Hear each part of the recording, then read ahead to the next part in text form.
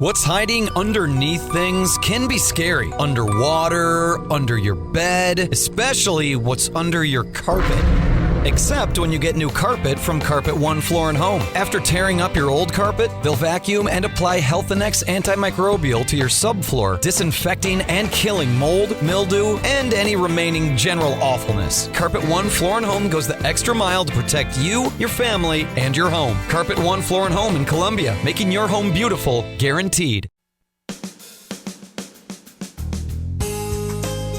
Good morning and welcome to Radio Friends on Tuesday, October the 12th. My friend Rob Crouse is here, and he brought along a special guest, the star of Young Frankenstein. Good to have you here, Rob. Well, it's great to be here, Paul. Young Frankenstein, you told me, is one of the funniest movies ever made. It is absolutely one of the funniest movies, and Mel Brooks says it's his favorite of all his comedies. So how does the production, the stage production, compare to the movie?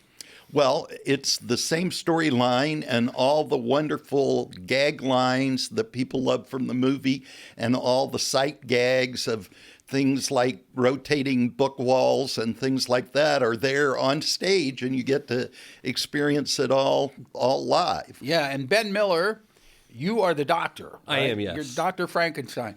So when you get into this part, how difficult is it? You know, it's one of those ones where it's a little, sometimes you play roles where you have to dig really deep to find the character.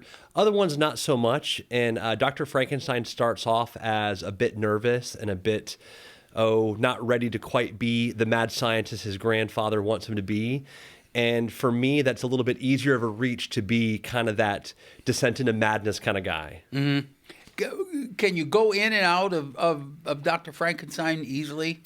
I think so, yeah, and a lot of it is really because it's probably more close to my own personality than a lot of other things that I've done. Okay. In working with this show, is it a difficult physical show to do? Oh my gosh, yes, yes. My wife has said that she could already tell that I'm thinner from all the dance rehearsals that we have and choreography and physical stunts, and it is just a show that moves. Lots of great choreo numbers, lots of great physical gags. Yeah. So it's running when, Rob? Well, we actually open Thursday this week and have performances Thursday, Friday, and Saturday, 2 on Saturday. Okay. And then we run the following weekend on Thursday, Friday, and Saturday, which would be the 21st through the 23rd. So is it only 2 weekends? Yes, 8 performances over 2 weekends with dinner. With dinner on all of them? Yes. Mm-hmm. Ben, why should people come to see this show? I think it is a great escape to just laugh. I mean, when Rob says it's one of the funniest shows you'll ever see, he is not being crazy about that.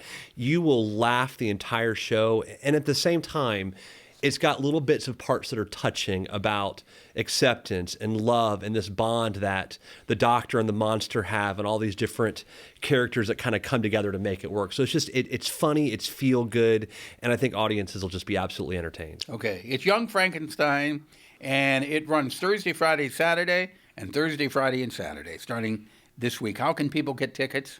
They can call our ticket line, 573-681-9612, or they can order their own seats online at www.ccpjc.org. Okay. Rob Crouse and Ben Miller, thank you so much for coming by. Thank you, Paul. And break a leg. Thank you. All right. Thank you. All right. Now we're going to talk about something that's called Buckle Up, Phone Down with the Missouri Department of Transportation. Scott Jones is with us. Good to have you here, Scott. Good morning. And I think, what was it, 2 or 3 years ago you were on once before? Yes. What, you're having a particular day, is it October the 22nd. 22nd, where you're really promoting Buckle Up, Phone Down, but you want to make this year-round. Yeah, this is really a year-round and a lifetime challenge to folks. So on the 22nd, we'll have a lot of social media posting, a lot of different advertising and things going on. See a lot of yard signs out, some of our message boards on the road about taking the Buckle Up, Phone Down pledge. Yeah, I see your road signs out on the interstate and on 63. How much of an impact do you feel that you're having with this? I think we're having a big impact with it because not only in Missouri have we seen it grow, but we've actually seen several states surrounding us taking up that pledge as well and putting that on their road signs and some of their media. Now, when you talk about buckle up, phone down, are you referring to the fact that you think it's unsafe for people to be talking on the phone at all, even if the phone is routed through the car's speaker system? Is that okay? Are you referring mainly to the picking up that handset and putting it up to your ear? Well, the biggest distraction would be anything that takes your eyes off the road, such as picking that phone up and doing texting, working on apps. Texting, I can't calling believe that way. I cannot believe that but people do it. But I cannot believe that some folks will sit there and text and drive at the same time. If they're not concerned about their own life, you need to be concerned about other people who are on the road driving also, because you could be taking their life with an accident. That's right, and a lot of people don't realize that. We have one-sided things. I've done this all the time. I can multitask, where a lot of studies show, no, you can't really multitask as well as you think. And on the other side, we have a lot of people who think, I'm the safest driver in the world, I don't need to buckle up. But the truth is that seatbelt's your one defense that you have against the person coming towards you who might be on the phone or texting. Mm-hmm.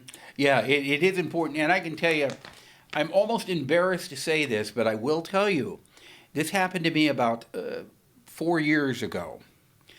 I consider myself a safe driver. I live on Route F, and it's a curvy road, and I was driving, not speeding. I was going the speed limit, and the phone rang, and it was before I had a different car, and it didn't route through the car's speaker. And I reached down to pick up the phone, and I almost ran off the road. And then I almost overcorrected there. But I know firsthand how dangerous that can be. So just leave the phone alone when you're driving. If you can't route it through your car's speaker system and answer it on the steering wheel, just let it ring, because if you try to pick it up, you may end up never talking to that person again. That's right. And what we've done at MoDOT, and a lot of businesses should consider too, is having a policy where their workers can't text and drive or talk and drive on their phone. So we have work cell phones that are issued, but if you have a call that's that important, our folks have to drive to a safe place, pull over out of the way, and then either return that call or that text. So there's very few things in life that are so important that you've got to answer it right then. That you can't just take a few minutes to find a safe place. All right, so don't text and drive and buckle up. It makes all the difference in the world. Scott, you can visit the website savemolives.com for more information. I appreciate you coming by and visiting with us. Thank you. Okay?